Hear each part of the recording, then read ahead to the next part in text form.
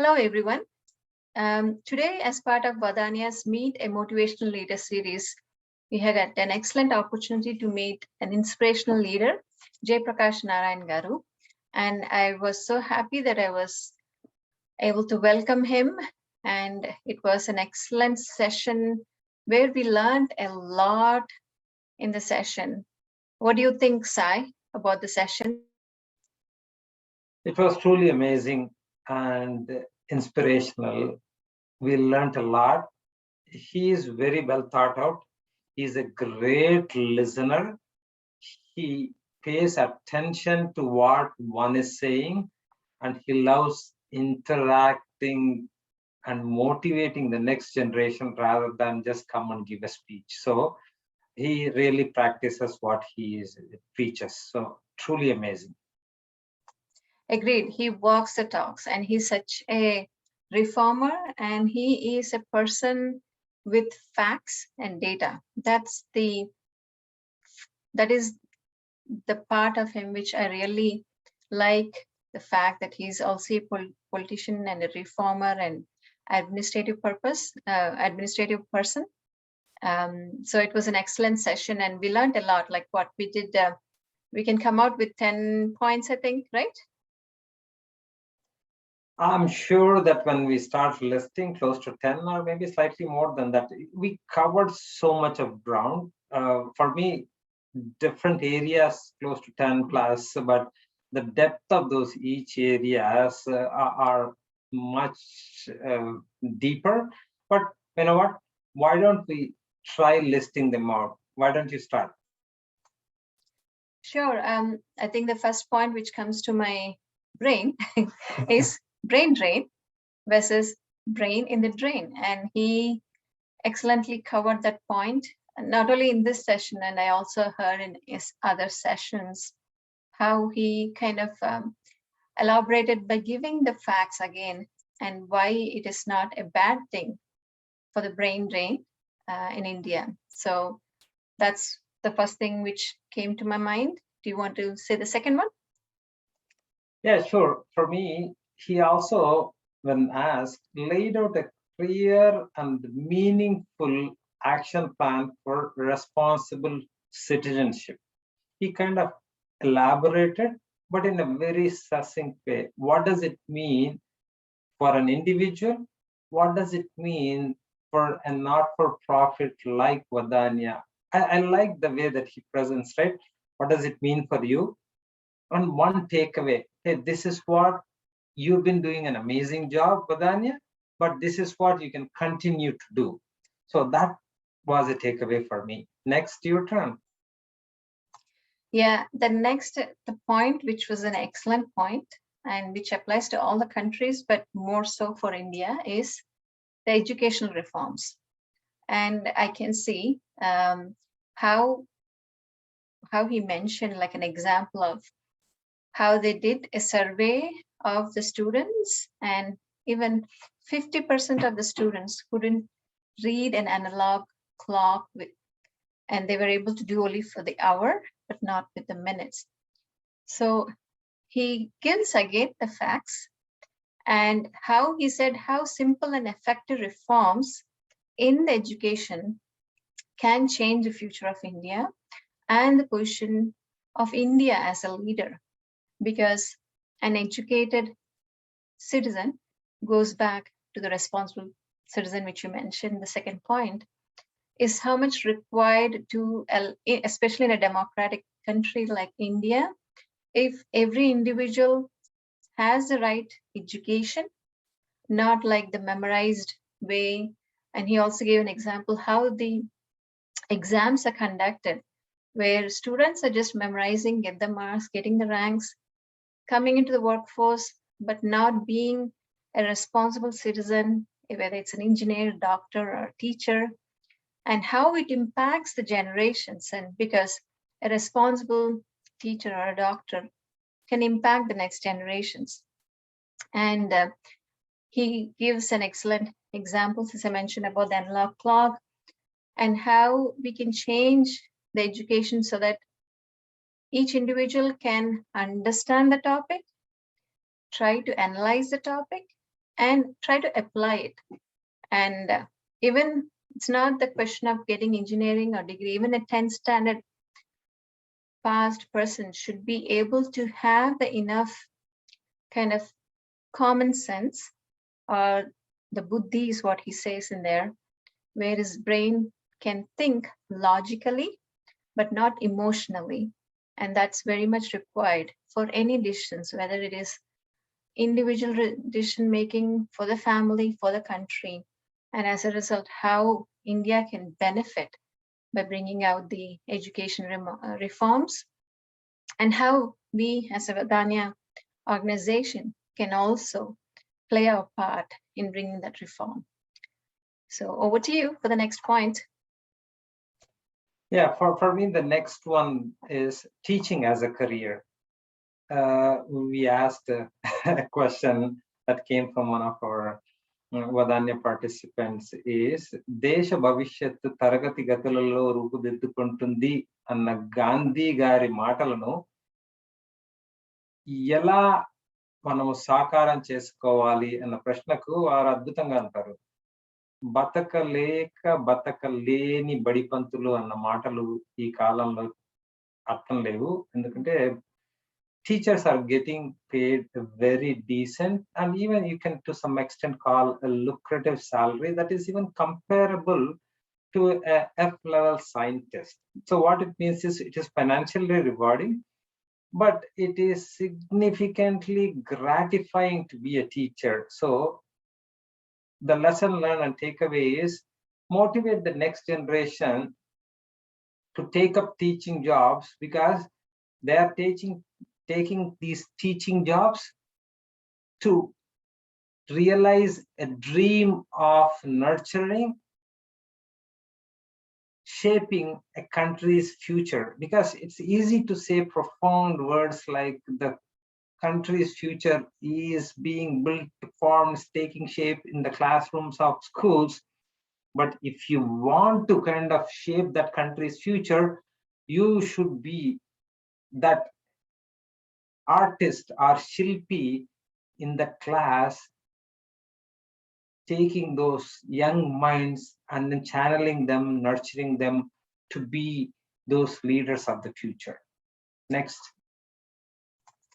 Yeah, excellent. And talking about the next generation leaders, and we asked a question, because most of the participants are IAS aspirants, and he touched the point in which I can say as fifth point is how effective we can do goal setting of goals, and how one can work towards to achieve them. And he has given his own examples, and he did mention how one can have a short-term, medium-term, and long-term goals. So in that way, they can achieve not only for their personal development, and actually he did relate this for the country too, in terms of the budget, especially. He was also saying that how a budget or a government can come out with not only just short, immediate kind of solutions, but a long-term solutions too as part of it. So it can be applied for both individual and also for the country. Again, he was using an excellent example of how the Tamil Nadu government current budget was visionary. It just didn't have the short-term political gains type of a thing. So again, I like to relate for each of the point a data fact as much as I can remember, because again, it goes back to him. He says people have to know the knowledge, understand, and be aware, but not become emotional and just say things for the sake of saying things without the facts. Over to you. Yeah, I'll be short. I think we are going to kind of recreate this entire video otherwise. He touched on a very sensitive topic, suicidal mindset and prevention. And he really clearly laid out what are the triggers, how mental health is important, and promotion of mental health. That is much deeper topic. just the awareness that mental health is something that one need to understand. Everyone will go through at a certain stage and phase in life, and every society goes through it, and what are the kind of triggers, what are the factors, and how one need to be self-aware and deal with it effectively was something that was very, very well laid out. Yeah, coming to the 7th point, I can think of street kids and how, and again, the same thing, understand the problem or the issue and how to effectively deal with the issue within the country context. He gave examples of how in developed countries like Germany and even North America, where they provide kind of facilities like to take shower or to just take shelter for people who wants to be on the street. And the very reason he said an important thing is how the very reason the people want to be on the street is the freedom. And he was amazed to say that that's also there in India. It's not that they don't have the ability to earn or something. They just want to have freedom. That's why they're on the street. And he gave an example of how instead of creating the care homes or something which is there in developed countries, which is very costly thing. And he gave how that can be solved in India with less cost by using any of the non-profit or religious type of organization, providing the facilities to take shower and have simple food. And this will help to kind of slowly reform the street kids. Over to you. Yeah, next one. He touched on how can the large population of youth, which is comparable in size to United States and UK and a lot of other countries, can get employment, how to promote entrepreneurship. So he touched on reforms at a government level, banking reforms, and different forms of funding. We should really take on another session to discuss each of these topics, I believe. But promoting entrepreneurship was very well articulated. He even connected to the due diligence process of Vadaanya and said that similar thing can be undertaken by banks to mitigate and how to promote smaller banks and micro lending.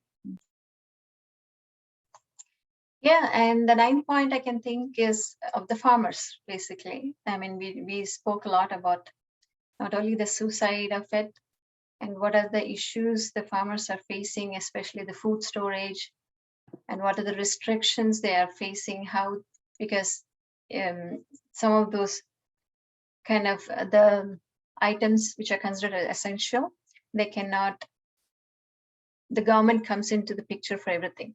The farmers have to contact the government to sell it, to store it, and all, the government also has a regulation that they had to come out with the rates.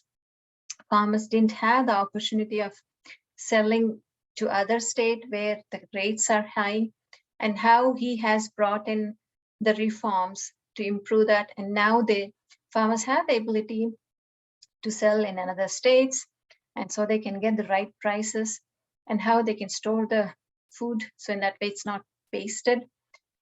So I mean, that's an excellent reforms he has brought in. And we spoke a lot about those things. And you want to say the 10th point? Yeah, so we have come to the 10. Let's see that can we go a little beyond that. Again, keeping it short, it touched eloquently and gave us a lot to ponder on the responsibility of media or lack of which right now, right? That's another deeper topic. It touched it with youth suicide, farmer suicide, political side of it, and not having the right discussion. So in several dimensions, he touched on it. So we're stretching it to the 11th point. I think there was a question among the students where they asked about the concept of separating the southern state as a super state or north as a different. And he answered very well, saying that there's a misconception. This came out because of the misconception of the central funding distribution, basically. And he says it has to be distributed based upon the equity that is need on one, and think as if this is a one united India. So like he also compared and again gave the facts, how the lessons can be learned from the smaller European states and countries, and how the cost of border security, military, and the need for broader religion and population for economic development and advancement is very critical. So that's the reason it may seem that there's a disproportion of the federal funds, but it's done as part of the equity, is what he touched. And you want to end with the last point, or you want to keep on going this? No, I think we'll wrap here because there is so much to take away. Touched on the very key aspect of political reforms. One aspect of political reform is తెలుగులో చెప్పాలంటే తాత్కాలిక తాయిలాలతో తమ పబ్బాన్ని గడుపుకునే రాజకీయ పార్టీలకు చురక బాధ్యతాయుత పౌరసత్వానికి మేల్కొల్పులాగా ఉన్న వారి పిలుపు ప్రతి ఒక్క పౌరుడు ఈ ప్రభుత్వం ఈ పార్టీ నాకేమిస్తోంది అని కాకుండా నా పిల్లలకు వచ్చే తరాలకు భారతదేశానికి ఏం చేస్తున్నాయి అని ఆలోచిస్తే సరైన దారిలో ఉంటుంది అని అనిపిస్తుంది. We did more than 12. After there are more than 12. So Raji, what do you think as a next step here? Well, as next steps, I think it's good that we kind of summarized this one. I think it would be good if we discuss the same thing with the Vadaanya students and understand what else can be added, and from their point of view we can also add few more points. And I think it would be a good session to have each session on each of the points. Maybe we can have this as a problem statement, and they can provide their solutions in a crisp form, like 10 lines or something. And then I think that's a good way of helping them to understand, analyze, and try to provide a solution. As JP Garu has mentioned, like we need to understand the concept or about the topic, go detail, analyze, and then become a responsible citizen. So this is something which we can start in Vadaanya itself by doing this with each of the student. And we not only will get different point of views, and it'll help each individual students to develop their understanding about the subject, analyze, and become a responsible citizen, is what I think. Yeah, so wrapping up, I totally agree that what Dr. Jayaprakash Narayana garu Telugu రాష్ట్రాలకు మాత్రమే కాకుండా భారతదేశానికి ఇచ్చిన ఒక వరం. వారితో మనము ఇంత మంచి సంభాషణ చేసే అవకాశం రావడం మనందరికీ దొరికిన ఒక వరంగా భావిస్తున్నాను. వారు నడిచే గ్రంథాలయం. సో ఆ గ్రంథాలయంలో నుంచి ఒక్కొక్క పుస్తకాన్ని తీసుకున్నట్టు మనం 12 పుస్తకాల విషయాన్ని మాట్లాడుకున్నాం. దాన్ని తీసుకొని దానిపై చర్చ తార్కికంగా ఆలోచించాలి. వారు ఆ వార్త ఉపయోగించడం నాకు చాలా తర్కం అంటే ఆలోచన సరళి మారాలి అన్నారు. So we wanted to hear from you guys. If you think it is a great idea, then you're part of it. Let's have a discussion. Let's take each of these topics, reflect on it. You reflect on it, and we will summarize on your behalf and share with broader audience who could benefit from this. But amazing. Thank you again, JP Garu. Thank you for your time.